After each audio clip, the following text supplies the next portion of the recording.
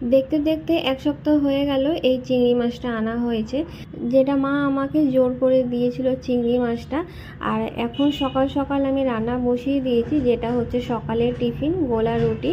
তবে আজকে অনেক দিনের পরই করছি। আর আজকে গোলা রুটিটা করছি একটু ঘি দিয়ে, কারণ হচ্ছে আজকে সাদা তেলটা একদমই ছিল না, তাই ভাবলাম যে অল্প করেই করি, কিন্তু ঘি দিয়েই করে নিই। আর আমি এর আগে কোনোদিন ঘি দিয়ে করিনি, তবে ভালো হবে সেটা জানি। আর তার সাথে করেছি লাল চা আদা দিয়ে, তো যেটা হয়ে থাকে রোজই আমাদের ঘরে লাল চা।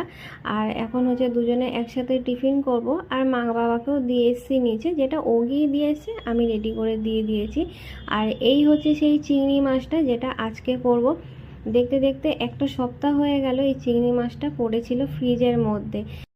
আর এখানে আমি সমস্ত মশলা জোগাড় করে নিয়েছি, এক এক করে বেটে নেবো। আর বাবা হচ্ছে এখানে নারকলটা ফাটিয়ে দিচ্ছে, যেটা আমি কালকে নিয়ে এসেছিলাম বাজার থেকে। তো যেটা আমি ভেবেছিলাম যে চিংড়ি মাছের মালাইকারি করব বলেই চিংড়ি মাছটা, যার জন্য এতদিন আরও রেখে দিয়েছিলাম। নারকলটা ঠিক আমি তেমন পাচ্ছিলামও না। তো এবার হচ্ছে নারকলটা বেটে নেবো মিক্সিতে, আর হচ্ছে চিংড়ি মাছটা হালকা করে ভেজে নেবো নুন আর হলুদ দিয়ে। তো বেশি ভাজবো না, আবার বেশি ভাজলে শক্ত হয়ে যাবে। তবে আজকে এই মাছের তরকারিটা করছি, মায়ের কথা খুব মনে পড়ছে। মনে তো হচ্ছিল একটু মায়ের কাছে যাব, গিয়ে দিয়ে আসবো, কিন্তু দিয়ে আসতে পারবো না, কারণ মা আজকে মামা বাড়িতে যাবে, থাকবে না। ওই বেরাবে হয়তো 3টে 4টে নাগাদ, আর আজকে আসবেও না যে আমি দিয়ে আসবো। তো যে কারণে হচ্ছে আফসোস হচ্ছে, মা থাকলে একটু দিয়ে আসতে পারতাম। আর এই হচ্ছে নারকেল যেটা বেটে নিয়েছি, নারকেলের দুধটা হচ্ছে বার করে নিচ্ছি একটুখানি জল দিয়ে। আর এখানে হচ্ছে কলমি শাক ভাজা, বেগুন ভাজাও হয়ে গেছে, একদিকে ভাতও হয়ে গেছে। আর এই হচ্ছে তরকারি গরম মশলা দিয়ে, আর শেষ পাতে হচ্ছে একটুখানি ঘি দিয়ে নামিয়ে নেবো তরকারিটা একটুখানি ফুটিয়ে। তো তরকারি আমার মোটামুটি রেডি হয়ে গেছে। আগে আমি চিংড়ি মাছের মালাইকারি করতে পারতাম না বিয়ের আগে, তখন তো আমি রান্না করতাম না, বিয়ের পরই আস্তে আস্তে রান্না শিখেছি।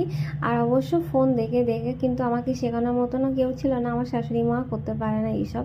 তো যাই হোক, ওকে তো খেতে দিয়ে দিয়েছি। আর আজকে না আমি ওকে হচ্ছে এই ছোট প্লেটে দিয়েছিলাম, ভাবলাম যে এই প্লেটে একটু গুছিয়ে দিই, কিন্তু ও তো এই প্লেটে খেতে পারে না, তো কোনো মতে একটুখানি ভাত খেয়েছে। তবে তরকারিটা খুব ভালো হয়েছে। আর শেষের দিকে হচ্ছে ওকে বড় থালাতেই দিয়েছি, কারণ ভাত মাখাতে অসুবিধা হচ্ছিল।